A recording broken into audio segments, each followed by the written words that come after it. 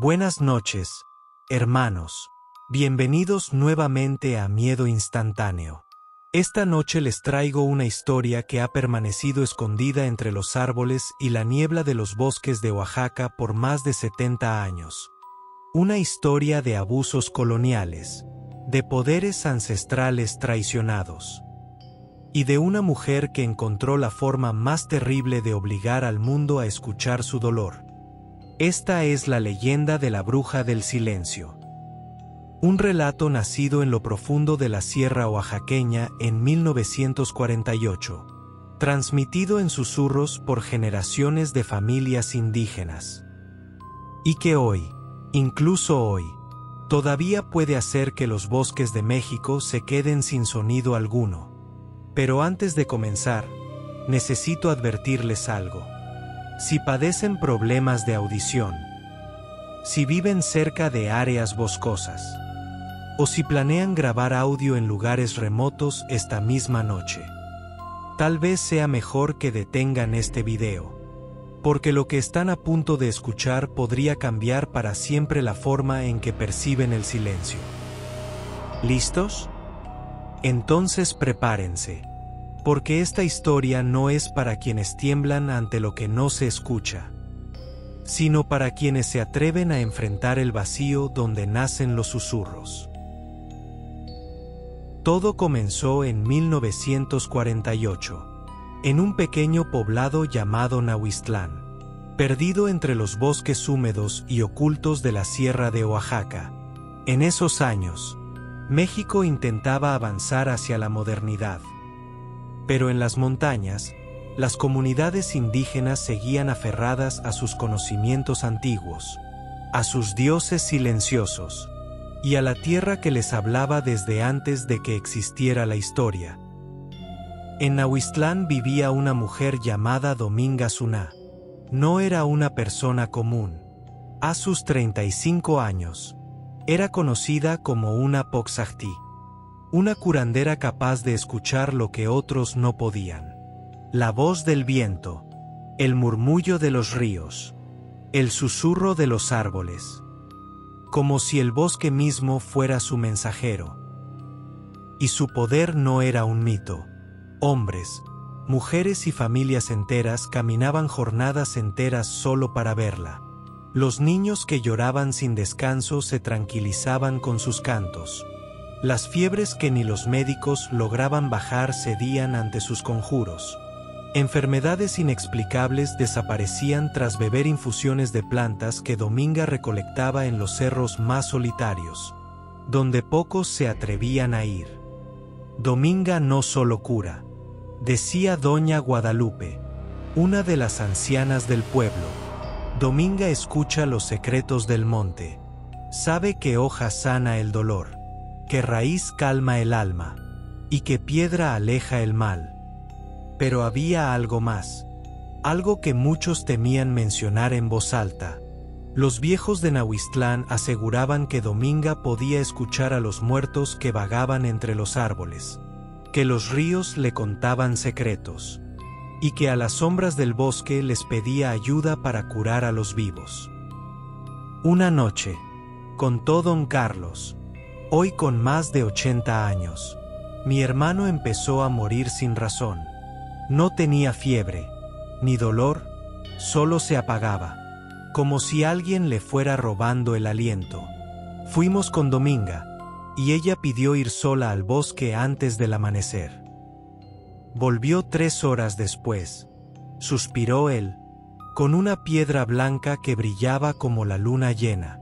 La colocó en el pecho de mi hermano y empezó a cantar en tzotzil, una lengua que ya nadie recordaba. Cantó toda la noche, y cuando salió el sol, mi hermano abrió los ojos y dijo: algo oscuro se fue de mi cuerpo. 3 días después, caminaba como si nunca hubiera estado enfermo. Dominga había heredado esos dones de su abuela, también curandera antes que ella. Siempre creyó que su destino era sanarlo todo, que su voz, esa voz capaz de calmar hasta el llanto de un espíritu perdido, era un regalo divino. Pero los tiempos cambian, y cuando llega el progreso, también llegan la duda, el miedo y la traición. En la primavera de 1948, la muerte llegó a la sierra disfrazada de tos y fiebre. Una nueva oleada de tuberculosis azotó la región. Pero esta vez fue distinta, pues no era solo una enfermedad.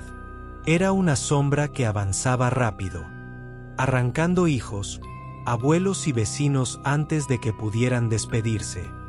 Los entierros se multiplicaban, y el viento cargaba el llanto de los que quedaban atrás. En Nahuistlán, la epidemia se extendió por más de 3 meses. Durante ese tiempo, Dominga no durmió. Recorrió cada casa, cada choza y cada rincón del pueblo. Derramó lágrimas con las madres. Sostuvo manos temblorosas, cantó a los espíritus para aliviar el sufrimiento. Luchó contra una oscuridad que parecía no tener fin. Pero donde hay miedo, también nace la duda. La primera sospecha salió de los labios resecos de don Eugenio, un anciano amargado por los años y la pérdida. Aquella tarde, mientras el pueblo esperaba en la plaza a que Dominga terminara de atender a una familia, él dejó caer su veneno. ¿No les parece raro?, dijo, que cada vez que alguien se salva gracias a ella, ¿el mal se esparza más rápido? ¿Que cada vida que Dominga rescata deja a otras 3 en peligro? El silencio se quedó suspendido en el aire como un mal augurio. Nadie quería escucharlo. Pero las semillas de la desconfianza, cuando caen en tierra frágil, germinan sin remedio. Yo lo he pensado, susurró doña Mercedes, que había enterrado a 2 de sus nietos. Dominga siempre aparece cuando alguien está muriendo. Siempre está cerca del dolor. ¿Y si necesita que la gente sufra para mantener su poder? Eso es absurdo, rebatió don Carlos. Ella salvó a mi hermano. Curó a tu sobrina, Mercedes. ¿Cómo puedes dudar de ella? Pero Eugenio no se detuvo. ¿Y si no los cura? ¿Y si solo toma parte de su agonía y se la entrega a otros? Digan lo que quieran, pero cuando Dominga sale de una casa, el silencio cambia, como si se llevara algo, o dejara algo atrás. El rumor se propagó como la misma enfermedad. Día tras día, las voces del pueblo comenzaron a murmurar. Cuando habla con los enfermos, escucha a alguien más, como si el bosque le susurrara. Sus ojos. Hay algo en ellos, algo que no pertenece a este mundo. ¿Y por qué nunca menciona a su propia familia? Todos hemos perdido a alguien, pero ella guarda silencio. ¿Oculta algo? Los rumores se convirtieron en cuchillos. Primero susurros, luego acusaciones claras, y finalmente, sentencias que helaron la sangre del pueblo. Dominga roba las voces de los moribundos. No cura, intercambia vidas, sana a 1 y condena a 3. Y la frase que selló su destino. Dominga no es curandera.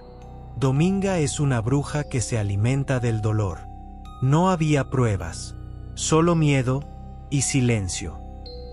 Pero en tiempos donde la muerte camina sin explicación, la gente prefiere acusar a quien posee poder antes que aceptar que nadie, ni siquiera los dioses antiguos, podían detener lo que estaba por venir.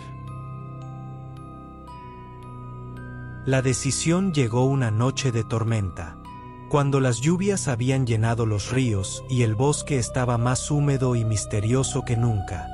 La comunidad de Nahuistlán se reunió en la única iglesia del pueblo para decidir el destino de Dominga Suná. No fue un juicio justo. No hubo testimonios, no hubo defensa, no hubo consideración por los años de servicio que Dominga había brindado. Fue un linchamiento vestido de justicia.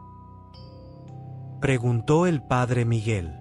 el único religioso del pueblo. El castigo debe ser proporcional al delito. Respondió Mercedes. Si ella robó las voces de los enfermos, entonces merecemos que le roben la voz. La idea cayó sobre la reunión como una sentencia. Un castigo que tenía sentido para mentes simples y corazones cansados de tanto sufrimiento. Esa misma noche, mientras Dominga descansaba en su choza después de haber atendido a una familia de enfermos, la multitud llegó a su puerta. No necesitaban muchos para hacerla callar. 5 hombres bastaron. Dominga Suná, le dijo don Eugenio desde la puerta de su choza. Has sido juzgada por la comunidad. Has sido encontrada culpable de usar tu poder para dañar a nuestra gente. ¿Qué estás diciendo?, preguntó Dominga, sin entender la acusación. Yo solo he intentado ayudar. He curado a todos los que han venido a mí. ¿Cómo he podido dañar a alguien? Has robado las voces de los enfermos, respondió Mercedes, apretando los dientes. Has hurtado los lamentos de los niños para conservar tu poder. Y ahora pagarás por ello. Los hombres invadieron la choza. Dominga intentó escapar, pero fue rodeada rápidamente. No era una mujer fuerte. Era delgada, menuda, acostumbrada a curar pero no a luchar. Por favor, les suplico, he dedicado mi vida a ayudar a esta gente. ¿Por qué me están haciendo esto? ¿Por qué?, respondió don Eugenio con una frialdad que heló la sangre. Porque las brujas que engañan con falsos remedios merecen ser castigadas de manera que nunca más puedan engañar. El castigo fue rápido y cruel.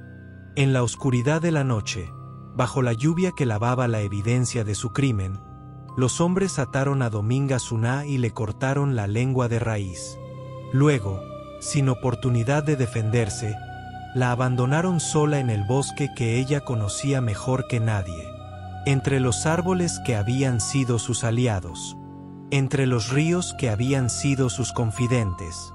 Que los espíritus del bosque la juzguen, dijo don Eugenio mientras se alejaban. Si realmente tenía poder, ellos la salvarán. Si no, mejor que muera sola en la soledad que merecía. Pero Dominga no murió esa noche. Lo que murió fue su voz. Lo que murió fue su voluntad de ayudar. Lo que murió fue su humanidad tal como la conocía. Y lo que despertó fue algo que nunca antes había existido en el mundo. Dominga despertó al amanecer del día siguiente, pero ya no era la mujer que había ido a dormir la noche anterior. Era algo que había conocido el dolor más profundo que puede sentir un ser humano. Ser traicionada por aquellos a quienes había dedicado su vida a ayudar.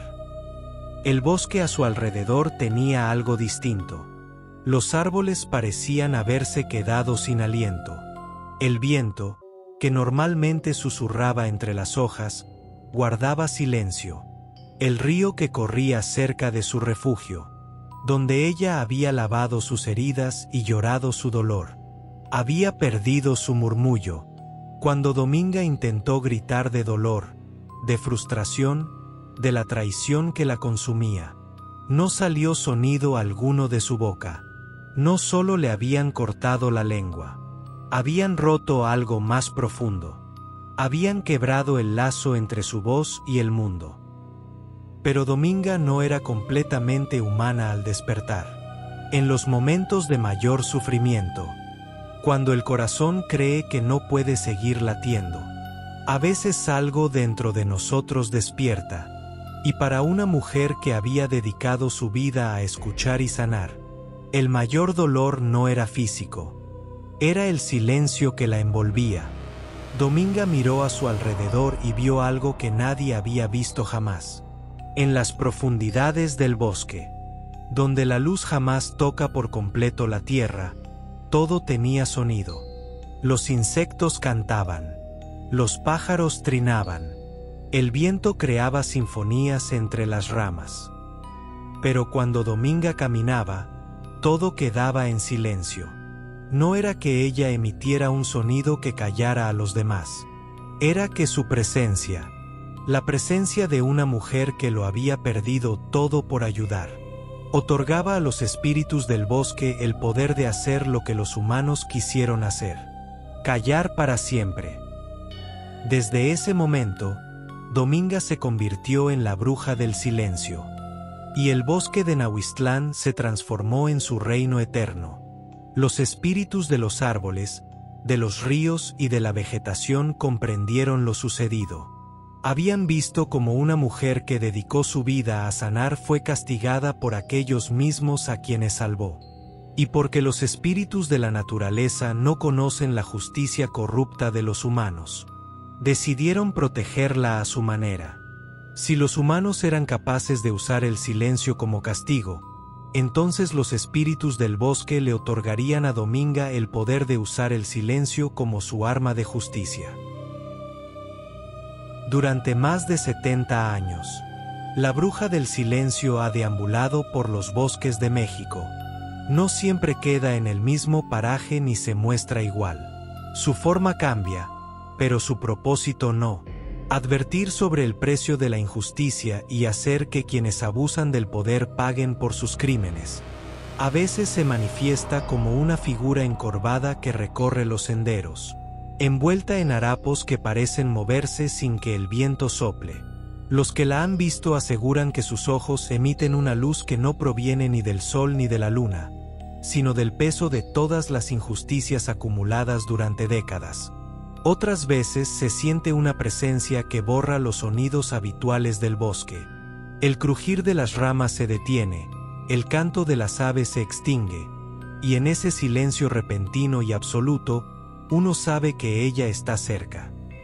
También aparece en grabaciones, videos y audios que turistas o paseantes toman en el monte y en los que fragmentos enteros quedan sordos. No es un fallo técnico, es ella, usando los medios modernos para enviar su advertencia: no olviden lo que le hicieron. Pero siempre vuelve de la misma manera, cuando alguien entra al bosque y pronuncia su nombre, y siempre deja la misma señal antes de irse: no digan mi nombre, no hablen en el monte, no me miren a los ojos, ni siquiera a través de una cámara, porque si lo hacen, se llevarán un pedazo de su voz, y yo vendré a buscarlo. La bruja del silencio no pretende castigar a toda la humanidad. Su propósito es ser un recordatorio.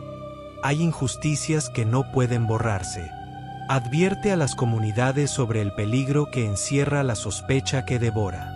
Castiga a quienes abusan del poder de sanar o de ayudar, para que paguen por su traición.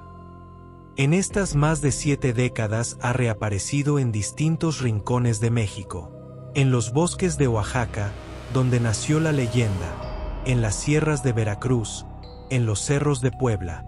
En cada sitio deja un pueblo que entiende el coste de traicionar a quienes ayudan, y una lección: el silencio puede tener más fuerza que cualquier sonido. Hermanos míos, esta historia no es pura invención. Es una leyenda que se ha ido renovando con testimonios reales de quienes aseguran haber vivido encuentros semejantes en los montes mexicanos. Y, más allá de la duda, sigue teniendo el poder de transformar a quienes la escuchan. Esto es todo por hoy. Recuerden, es mejor guardar la sospecha para uno mismo que convertirla en un crimen contra quien les ha dado tanto. Hasta la próxima. Y que tengan buenas pesadillas. Porque prefiero las pesadillas a una realidad que ya no puedan cambiar.